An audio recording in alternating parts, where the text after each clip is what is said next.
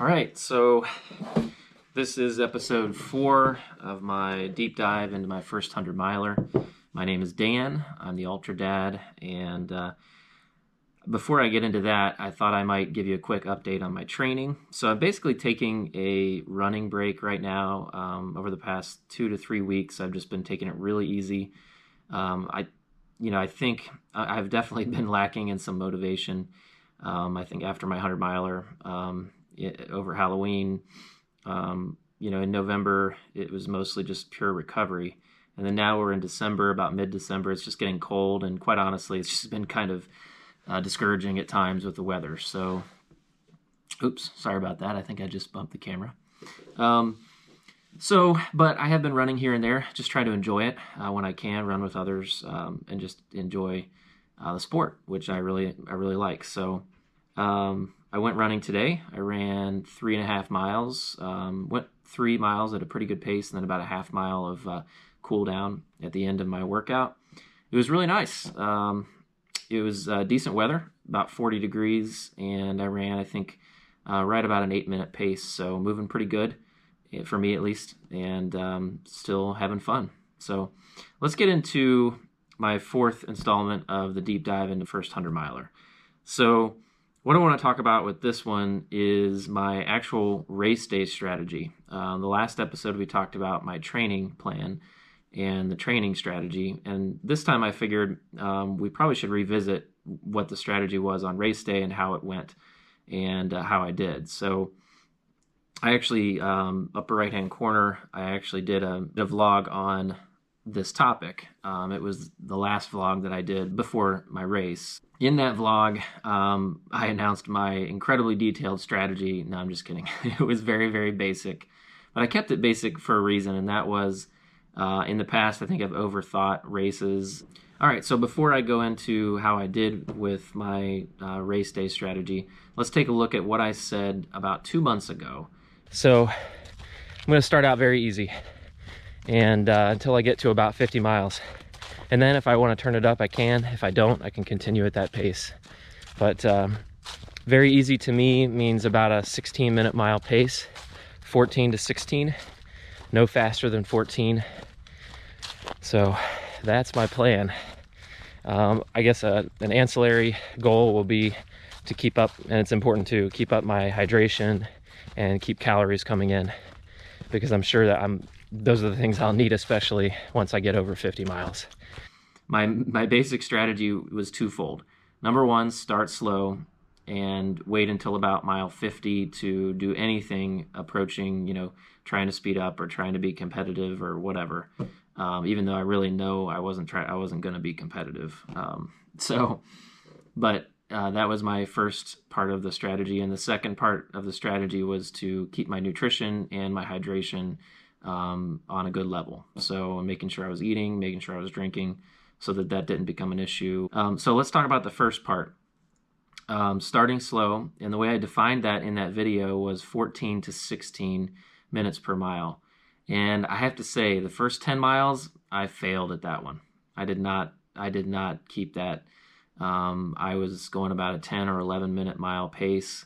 And once again, I started too fast. I don't think it really hurt me later on, but it definitely didn't work. And I was running with other people, so I certainly wasn't going to, I probably should have, but it was going to be almost impossible to slow down and let these people go, because I was kind of enjoying talking to them. So 10 to 11 minute pace, way too fast. Now we were on a road for the first 5 or 6 miles, I think. So maybe that was part of it. I'm certain it was. It was a little bit too fast in the beginning. Now at about mile 10, I did throttle back quite a bit. It got much hillier, so that was probably part of it, and I was onto the trails. So let's go ahead and take a look at Strava right now and show you exactly how I did.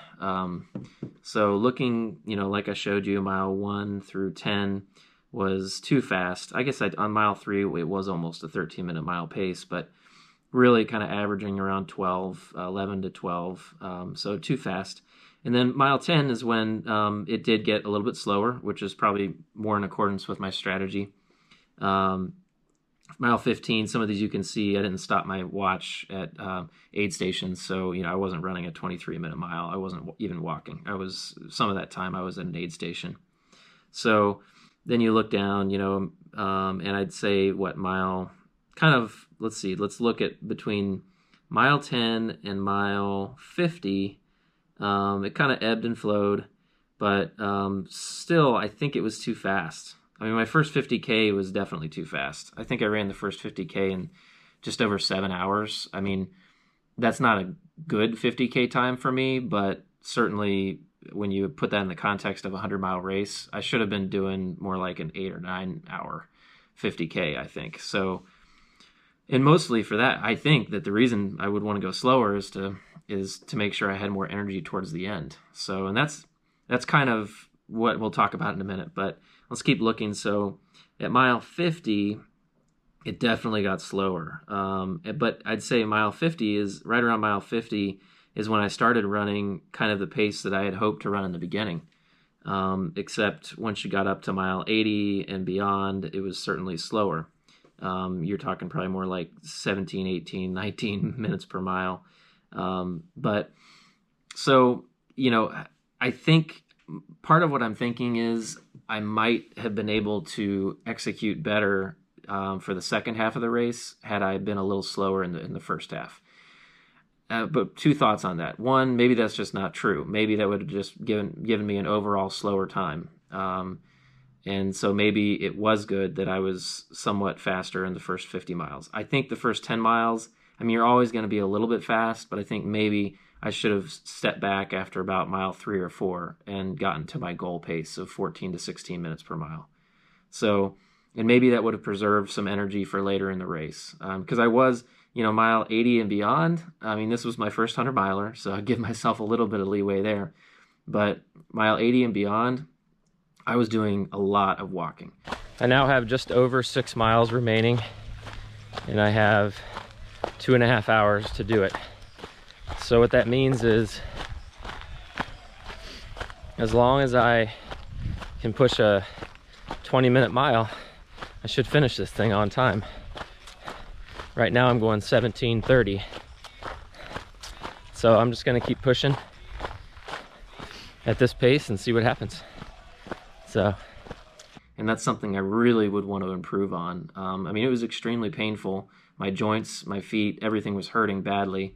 After 25 hours of running and movement, I guess is the better word, but after 80 miles and 25 hours or whatever it was, everything was hurting really bad. And that's one thing I want to improve on, is working through that pain. And I think maybe slowing down a bit in the first 50 miles might help me.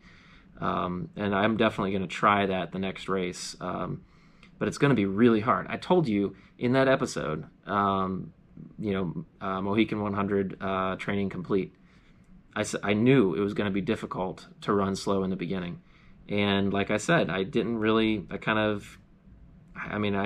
myself a C- on that, because I did slow down a bit after mile 10, but it's those first 10 miles that kind of, was just way too fast. The second part of my race day strategy was to keep my nutrition and my hydration in a good place.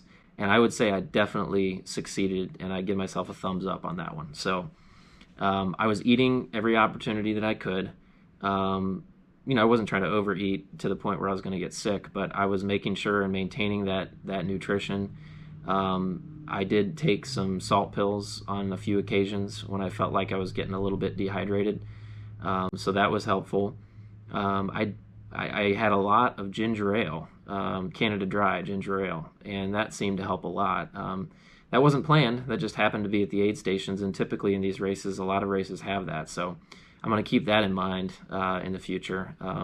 It's that ginger taste that a lot of people find helps them with their stomachs, and definitely it helped me a lot too. So, and then my hydration, again, the ginger ale, I was drinking plenty of Tailwind, and then I actually did have quite a bit of regular water as well.